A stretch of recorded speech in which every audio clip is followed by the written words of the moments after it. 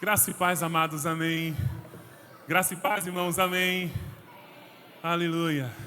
Se você estiver com sua Bíblia, eu quero que você abra um texto que parece não ter nada a ver com Páscoa, mas vocês vão ver, tem tudo a ver. Gênesis, capítulo 2, verso 8. Gênesis 2, verso 8. A minha missão aqui não é pregar um sermão propriamente dito, mas uma pastoral para que a gente saia daqui também com os corações cheios da palavra de Deus. Não que a palavra de Deus não tenha sido cantada e recantada, mas é sempre bom abrir as páginas das Escrituras e saber o que Deus tem a falar aos nossos corações. Gênesis capítulo 2, verso 8, primeiro livro da Bíblia. E esses 3 primeiros capítulos narram sobre o começo de todas as coisas, o começo da humanidade. A palavra do Senhor diz assim: ora, o Senhor Deus tinha plantado um jardim no Éden, para os lados do leste, e ali colocou o homem que formara. Feche os seus olhos. Senhor, diante da Tua palavra, nós queremos abrir os ouvidos do nosso coração, do nosso entendimento. E queremos Te pedir que mais uma vez o Senhor continue falando aos nossos corações. A nossa maior expectativa hoje, Deus, não foi ouvir um ministério de louvor cantando, embora, Senhor, nós tenhamos cantado muito bem para o louvor e glória do Teu santo nome. Mas viemos com uma expectativa maior de que o Senhor pudesse falar conosco. E temos sentido que o Senhor tem falado conosco. Continua a falar, continua a ministrar, continua, Senhor, a trazer aos nossos corações toda a graça e beleza do Evangelho de Jesus. Obrigado, obrigado e obrigado por todas as coisas, em nome de Jesus. Amém. Irmãos, no princípio criou Deus, é assim que começa a história de todas as coisas. No princípio criou Deus céus e terra. E Gênesis 1 vai então dizendo e discorrendo de que modo Deus foi estabelecendo desde os fundamentos da terra até os corpos celestes no céu. Mas quando Deus vai criar o ser humano, Deus cria o ser humano de uma maneira muito especial, que é fazendo o ser humano como se faz uma espécie de vaso de barro. Deus pega chão, molda um chão num formato de um boneco de um ser humano, sopra nas suas narinas vida, e esse ser humano, esse boneco de barro, essa matéria inorgânica, vai se transformando em gente, em pessoa que sonha, pessoa que projeta a sua vida, pessoa que tem uma perspectiva sobre futuro. E quando Deus cria Adão, Deus, como nós lemos em Gênesis 2, 8, escolheu um lugar especial para colocar Adão. Esse lugar foi um jardim. A história da humanidade começa em um jardim diverso, um jardim plural, um jardim com todo tipo de vida em cada canto dele, todo tipo de erva, todo tipo de planta, todo tipo de bicho, todo tipo de vida. Deus, quando criou o ser humano, sonhou o ser humano para viver em jardins. O jardim, amados, aqui na perspectiva bíblica do autor do Antigo Testamento, não é somente um lugar. O que a palavra está querendo, na realidade, nos trazer aqui é a dimensão da experiência. Quem vive com Deus vive como se estivesse num jardim. A vida que Deus escolheu para cada um de nós foi uma vida de jardim. Por que vida de jardim, pastor Dalmo? Porque o jardim é o lugar da plena provisão de Deus para nós. No jardim ninguém tem preocupação, no jardim do Éden, com o dia de amanhã. Por quê? Porque quem vive, Adão e Eva que viviam naquele jardim, sabiam que o mesmo Deus que sustenta os passarinhos é o mesmo Deus que podia suprir as suas necessidades. No jardim do Éden não tinha guerras nem conflitos. No jardim do Éden não havia violência. No jardim do Éden não havia pobreza, não havia miséria, não havia gente mendicante. Porque tudo era de todos. Vocês já ouviram essa frase? Tudo era de todos, em algum lugar na Bíblia? Ela aparece em Atos 2. Quando Jesus institui a sua igreja e o Espírito Santo de Deus sopra sobre ela, há uma onda de ensino bíblico e ao mesmo tempo uma onda de solidariedade. Porque a igreja de Jerusalém, a primeira igreja da história, ela era uma igreja composta majoritariamente por gente necessitada, por gente pobre. Muitas pessoas necessitadas acorriam à igreja de Jerusalém, eram salvas, eram convertidas, e a igreja tinha que dar uma resposta àquele problema, àquela dificuldade. E a palavra vai dizer em Atos capítulo 2, do verso 42 ao 47, que a igreja se mobilizava para ajudar esses irmãos necessitados. Sabe por quê, amados? Porque essa coisa chamada igreja, ela tem um objetivo diante de Deus, e vocês vão entender esse objetivo hoje. A igreja foi criada para trazer o Éden novamente para a humanidade. O Éden continua sendo um sonho de Deus para nós. O Éden que digo, novamente eu repito, não somente como um lugar aprazível, mas como aquela experiência de quem é cuidado por Deus. De quem sente a segurança de um Deus que está ali provendo o mínimo necessário. Não somente para a nossa sobrevivência, mas para o nosso bem-estar pessoal, social, psicológico, espiritual. Por isso Deus começa seu plano de salvação com a igreja. Deus nos criou para o jardim, para esse lugar onde Ele pudesse cuidar de nós. Nesse lugar onde nós pudéssemos nos sentir próximos de Deus e Deus de nós. Onde ninguém se sentia solitário, angustiado, com vazios existenciais, porque Deus era tão presente que preenchia todos esses vazios. Mas infelizmente a palavra de Deus diz que nós decidimos abandonar o jardim, abandonar os cuidados de um Deus amoroso, para viver segundo a nossa liberdade. E pelo amor de Deus, me entendam e entenda a Deus. Não é na realidade que Adão e Eva, ao comer aquele fruto, queria liberdade. Eles já eram livres. O próprio Deus disse: Adão, Eva, vocês podem comer o que vocês quiserem, vocês podem fazer o que vocês quiserem, só não podem comer da árvore do conhecimento do bem e do mal. Sabe por que Adão e Eva não podiam conhecer, não podiam comer da árvore do conhecimento do bem e do mal, irmãos? Porque conhecer da árvore, porque consumir e comer da árvore do conhecimento do bem e do mal significa inevitavelmente caminhar para o mal. E era isso que Adão queria e Eva.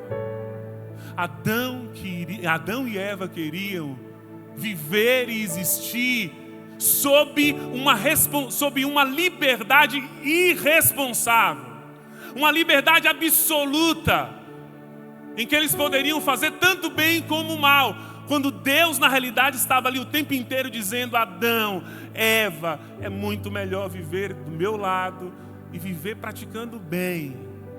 Mas a nossa ambição fez-nos comer desse fruto maldito. E o jardim de Deus começou a se transformar, sabe no quê? Num deserto. Abra sua Bíblia em Gênesis capítulo 3, verso 17 ao 18.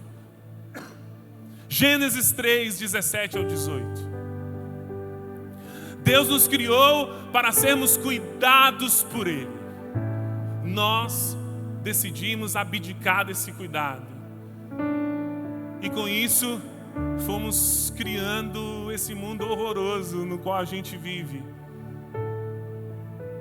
E o jardim foi se transformando em deserto. Leia comigo, diz assim a palavra do Senhor: finalmente declarou ao homem, o Senhor declarou ao homem logo depois que ele comeu do fruto do conhecimento do bem e do mal: visto que você deu ouvidos à voz da sua mulher e comeu da árvore da qual ordenei a você que não comesse, maldita é a terra por sua causa. Com dores você comerá dela todos os dias da sua vida. Ela lhe fará brotar espinhos e ervas daninhas, e você comerá as plantas do campo. Esse texto aqui, o que Deus está querendo dizer para Adão e Eva é o seguinte: Adão e Eva, vocês abriram mão, vocês estão negando desse meu cuidado, que é o cuidado da plena provisão que eu dou para vocês começarem a viver no projeto que vocês têm na cabeça para o mundo, que é deserto. Esses espinheiros, essas ervas daninhas, são vegetações, irmãos, de deserto. Sabe o que é deserto? Deserto é lugar feio. Deserto é lugar onde a vegetação é meio torcida.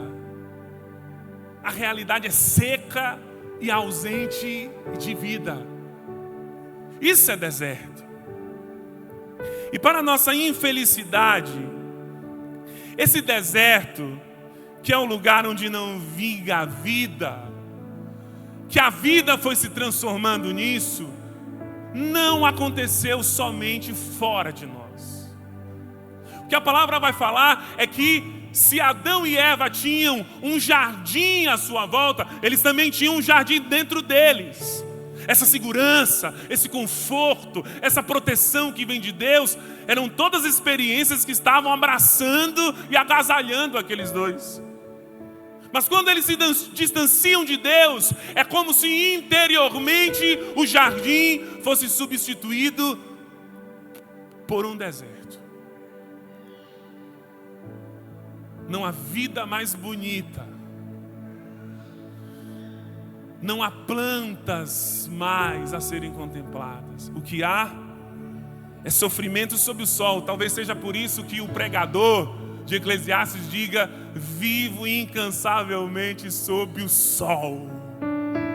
A vida é esse deserto causticante, que por mais que tenhamos alegrias temporárias nela, como que alguém que está caminhando no deserto e se depara de vez em quando com alguns oásis e refresca a alma com esses oásis, rapidamente a gente percebe que esses oásis são temporários e breves demais.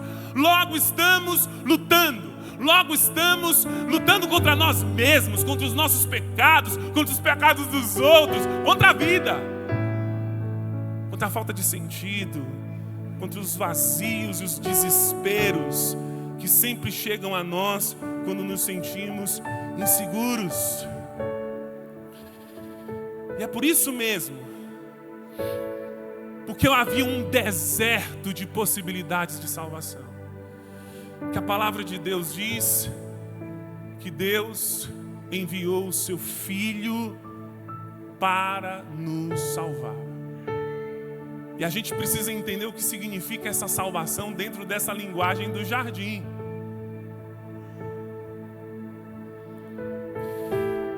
A gente precisa entender que nunca foi desejo de Deus que morrêssemos. A morte é uma fatídica escolha nossa. Se a árvore da vida estava lá à disposição de todos nós, era porque Deus queria que até hoje estivéssemos comendo dela, experimentando dela, nos nutrindo dela. Não foi desejo de Deus que a vida terminasse num deserto, controlada por toda sorte de pecado, controlada pelos poderes da morte e do medo. O sonho de Deus foi e continua sendo que a vida dele possa florescer como um jardim dentro de nós mais uma vez.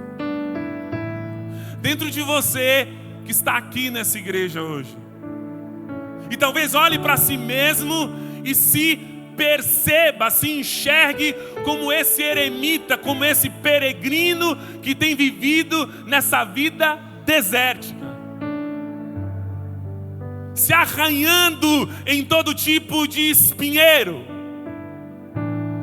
se perguntando por que você sofre tanto, por que você sente um vazio na sua alma, uma tristeza e uma angústia na sua alma que você não sabe explicar. Às vezes está tudo bem ao seu redor, a sua casa está bem, as suas finanças estão bem, tudo está bem, mas há uma dor sufocante, dilacerante.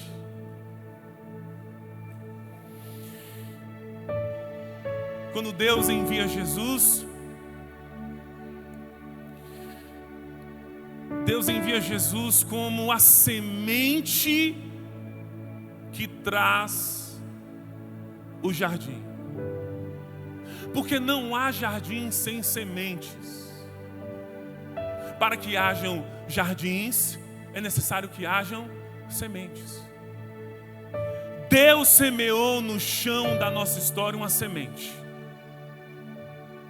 Lá em João capítulo 12, verso 23 ao 24, a palavra diz assim: Jesus diz assim: chegou a hora de ser glorificado o Filho do Homem.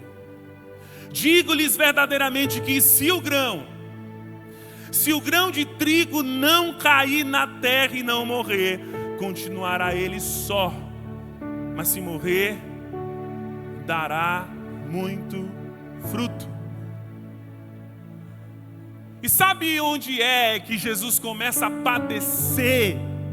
Sabe quando é, em que momento é que Jesus começa a se transformar num grão que morre, numa semente que morre pela humanidade para nos salvar, para começar de novo esse novo jardim, em outro jardim que não é mais o Éden, é num jardim chamado Jardim de Getsêmani. O Jardim de Getsêmani é o jardim do grito angustiado de um Deus homem.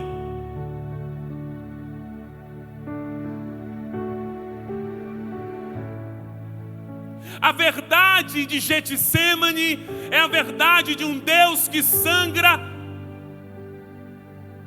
O seu suor é um sangramento. É um Deus, homem, que por 3 vezes diante dessa realidade pavorosa e horrível que é a morte, ora 3 vezes dizendo: Pai, se possível, afasta de mim esse cálice. Pai, se for possível, afasta de mim esse cálice. É preciso entrar nas entranhas de Jesus, irmãos, se nós queremos entender o que é Páscoa. É preciso ouvir a dor,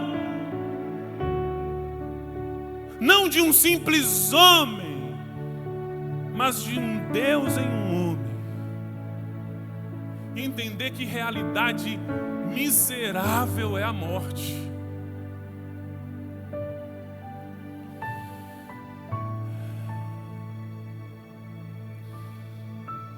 Mas a cruz, ela era inevitável. Jesus vai dizer lá em João 12, 27, assim para seus discípulos. Isso aqui é Jesus preparando seus discípulos para o dia da cruz. Agora meu coração está perturbado e o que direi? Pai, salva-me desta hora? Não, eu vim exatamente para isso. Eu vim exatamente para essa hora. Por que Jesus precisava morrer por nossos pecados? Não poderia Deus dos altos céus dizer simplesmente: te perdoo, meu filho, te perdoo, humanidade? Não poderia? Essa questão durante muito tempo agoniou meu coração. Até que, bebendo das páginas das Escrituras, Eu fui observando a história da humanidade. A nossa história, irmãos, é uma história encharcada de sangue. A primeira vítima do pecado se chama Abel. Depois entra um homem desgraçado chamado Jerubaal, que constrói armas e diz: um menino veio me afrontar e eu matei ele. E essa é a filosofia do ser humano. Não é assim que a gente pensa? Pisou no meu calo, leva o tabefe. Faz parte de nós. Faz parte de nós. A violência está entranhada dentro de nós. São milênios e milênios, sabe de quê? De sangue inocente derramado nas mãos da humanidade. São milênios e milênios com histórias de mortes, de dor, de violência perpetrada por nós, humanidade. Agora eu lhe pergunto, de milênios e milênios, quanto está custando essa dívida, hein? Como Deus pode perdoar e ser injusto com as vítimas? Quantos abusos de toda sorte. Essa é a nossa história. Não dá para perdoar dizendo só te perdoo. Há uma dívida muito grande que nós temos com Deus. E só havia uma forma de pagar essa dívida. Sabe como?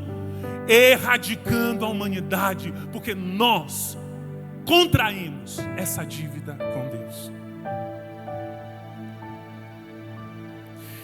Mas quando aquele homem Deus sua sangue e é atormentado numa noite escura, nebulosa e traiçoeira, ora pedindo ao Pai que, se possível, lhe afastasse do cálice da morte violenta.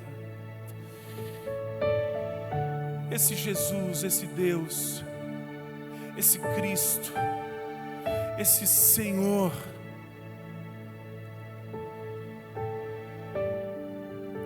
esse Senhor, irmãos, no jardim do Getsemane, Ele está dizendo o seguinte para nós: eu irei contrair essa dívida no seu lugar. A dívida agora é minha, porque você não tem como pagar pelos pecados que você cometeu desde que nasceu. Imagine, desde que a humanidade é a humanidade. E Ele paga essa nossa dívida na cruz do Calvário. Paulo, lá em Romanos capítulo 6, do verso 6 ao 7, diz: pois sabemos que o nosso velho homem foi crucificado com Ele, para que o corpo do pecado seja destruído e não mais sejamos escravos do pecado, pois quem morreu foi justificado do pecado. Vire para seu irmão e diga: você tem o sangue de Jesus na sua vida? Você, pergunte a ele, seja corajoso, você tem a marca do sangue do Cordeiro na sua vida? Se ele disse sim a você, diga para ele: então a sua dívida foi paga. Está consumado. Tetelestai. Acabou. É por isso que Paulo canta. Eu vejo Paulo cantando isso. Agora não mais há condenação para aqueles que estão em Cristo Jesus. Porque isso é salvação. Salvação é nós sermos crucificados com Cristo pela fé. Não é isso que o Paulo fala? Salvação pela graça, mediante a fé em Cristo Jesus. A nossa dívida era a morte. Mas glória a Deus que um Salvador apareceu e morreu por nós, nos dando vida e vida em abundância. Abram comigo em Marcos capítulo 8, verso 31. Porque nessa história da salvação aparece um outro jardim. Éden, Getsemane, e agora um outro jardim que aparece é Jardim do Gólgota. Marcos capítulo 8, verso 31. Diz assim: então ele começou a ensinar-lhes. Desculpa, amados, desculpa. João capítulo 19, verso 41 a 43. Pulei aqui uma. João 19, 41, 43. É aquela coisa de pregador que bota um negócio lá e fala assim: não use isso. Chega no púlpito, ele usa o texto. É melhor deletar? Já foi. João 19, verso 41 a 42. Diz assim a palavra: no lugar onde Jesus foi crucificado havia No lugar em que Jesus foi crucificado havia um jardim, olha só. Um sepulcro novo, onde ninguém jamais fora colocado. Por ser o dia da preparação para os judeus, e visto que o sepulcro ficava perto, colocaram Jesus ali. É interessante, a pastora Tisa fez até menção a esse texto, que quando as mulheres vão para perfumar o corpo de Jesus no domingo de ressurreição, elas confundem Jesus com o jardineiro. Porque ali no lugar onde a ressurreição aconteceu, havia um jardim.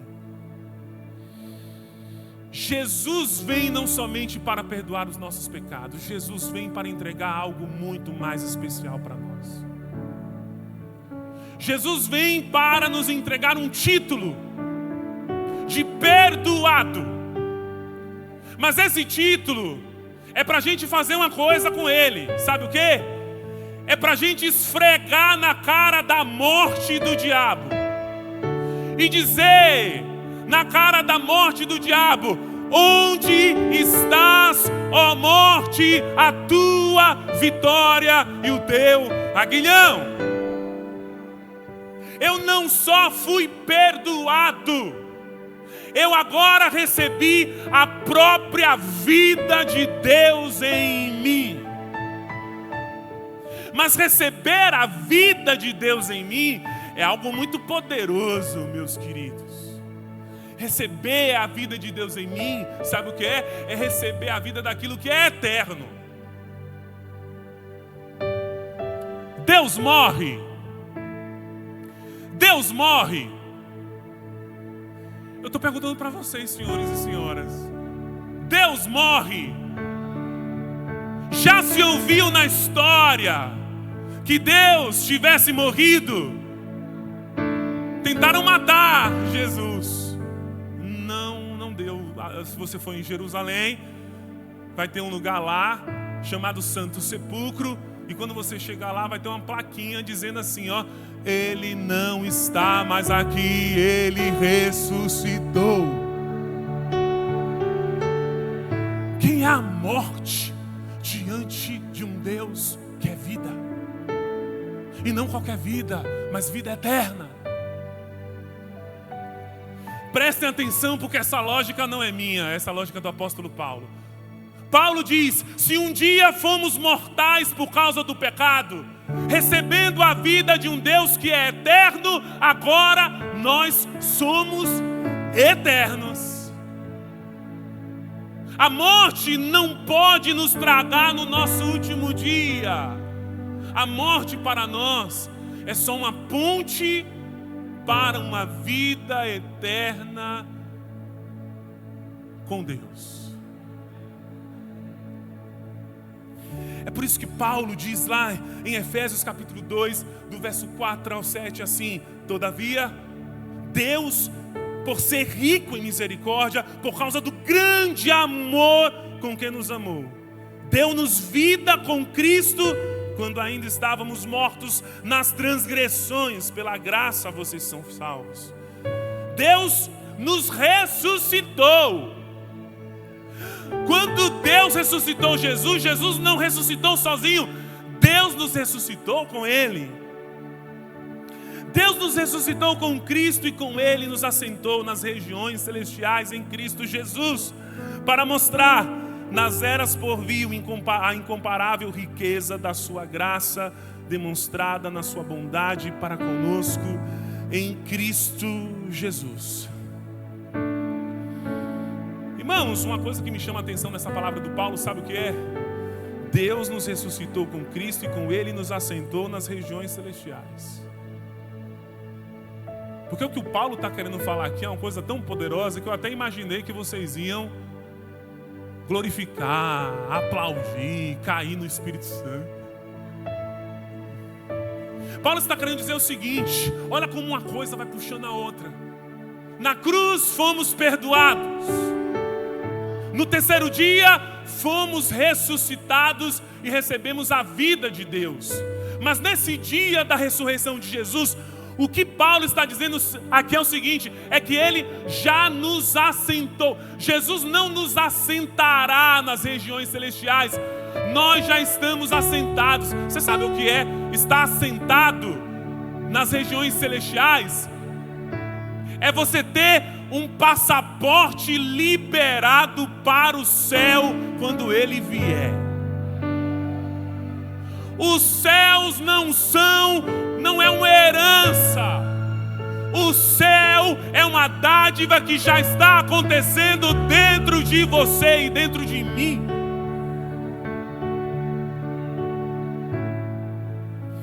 Vamos finalizar?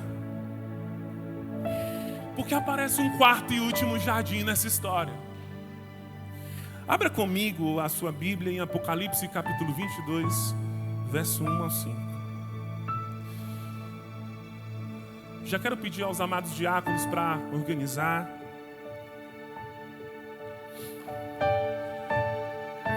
Diz assim a palavra do Senhor em Apocalipse 22, verso 1 ao 5. Essas são palavras do apóstolo João. João foi arrebatado ao céu, está vendo o trono de Deus e outras coisas. E ele vai narrar sobre essas outras coisas. Ele diz: então o anjo me mostrou o rio da água da vida. Presta atenção em mim, pelo amor de Deus. Não deixa a criança te distrair. Presta atenção aqui na leitura. Se você não achou, presta atenção aqui em mim que você vai entender. Então o anjo me mostrou o rio da água da vida, que, claro como cristal, fluía do trono de Deus e do Cordeiro, no meio da rua principal da cidade. De cada lado do rio estava o quê? Não ouvi. De cada lado do rio estava o quê? Mas espera aí. Onde é mesmo que a gente viu a árvore da vida pela última vez? Alguém lembra? Meu Deus, será que vocês são leitores de Bíblia mesmo? Oh, Jesus, tem misericórdia. Onde foi que a gente viu agora há pouco a árvore da vida? Onde? Em um jardim. Que jardim? Jardim do Éden. Vamos lá. Segura o cinto aí. No meio da rua principal da cidade. De cada lado do rio estava a árvore da vida, que dá 12 colheitas, dando fruto todos os meses. Você conhece alguma árvore, pé de manga, pé de abacate, cajueiro, que dá fruto todo mês? Conhece? Conhece planta que dá fruto todo mês? A árvore da vida dá, e você vai entender hoje por quê. As folhas dessa árvore da vida são tão poderosas que servem de cura para as nações. Já não haverá maldição nenhuma. O trono de Deus e do Cordeiro estará na cidade, e os seus servos o servirão. Eles verão a sua face, e o seu nome estará gravado em suas testas. Não haverá mais noite. Eles não precisarão de luz de candeia, nem da luz do sol, pois o Senhor Deus será o seu sol. E eles reinarão para todo o sempre. Sabe o que João está querendo falar aqui para nós, irmãos? É que a história da humanidade não termina na tragédia da morte. A história da humanidade termina com gente que foi lavada e remida pelo sangue de Jesus, voltando à árvore da vida. Quando João diz que essa árvore produz 12 meses sem parar, o que João está querendo dizer é que há tanta vida, tanta vida, tanta vida, tanta vida nessa árvore.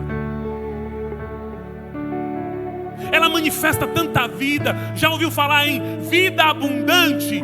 É o que Deus tem preparado para nós. É por isso que não tem como eu terminar um sermão como esse sem lhe perguntar, meu querido e minha querida, se você já se deixou ser marcado pelo sangue de Jesus. Se você já teve esse encontro tão radical, que não é um encontro com uma igreja evangélica, nem com uma religião evangélica, mas é um encontro com esse Deus que nos amou de tal maneira que se entregou por nós na cruz. Nós estamos aqui de passagem, meu querido e minha querida. A vida é muito breve. Um dia desses eu era jovem. Quando eu olho para os meus filhos, parece que o tempo acelera mais. Parece que eu envelheço a cada mês. Eu não percebia como o tempo corre. E é por isso mesmo que a gente não pode perder a oportunidade de fazer com que você consiga, no seu último dia, ter a paz de espírito de saber que você não está indo para deserto nenhum, você está indo para um jardim de Deus, para o Éden de Deus, para o cuidado de Deus. E olha que esse jardim também é como as regiões celestiais, não é para amanhã, é agora. Todos nós que estamos aqui, que dissemos sim a Jesus, todos nós sabemos que a vida de Deus já está florescendo e todo o cuidado e a bondade do Senhor está florescendo dentro de nós. Eu quero que você fique de pé. Eu quero orar. Eu quero até pedir para os diáconos darem os elementos para vocês. Eu quero explicar uma coisa aqui. O nosso corpo diaconal me explicou. Nós temos muitos visitantes, não estávamos nem esperando, tá vendo? Maior que a nossa fé.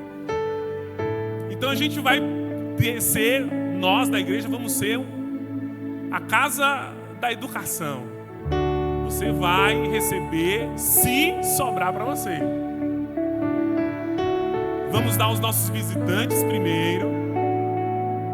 E que bom que é para os nossos visitantes, porque essa segunda parte desse culto é mais específico para eles mesmos. Amém. Se o louvor quiser cantar alguma coisa nesse tempo, você vai estar recebendo aí na sua mão um pão, uma erva amarga, que se for a mesma erva que me persegue todos os anos, deve ser a rúcula.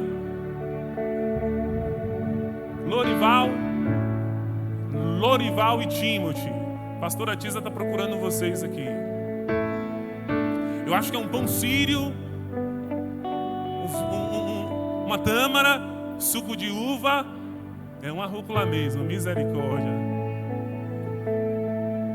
Espero que ninguém tire foto bem na hora que eu for comer este trem dessa rúcula. Nunca gostei de rúcula nem na pizza. Imagina crua.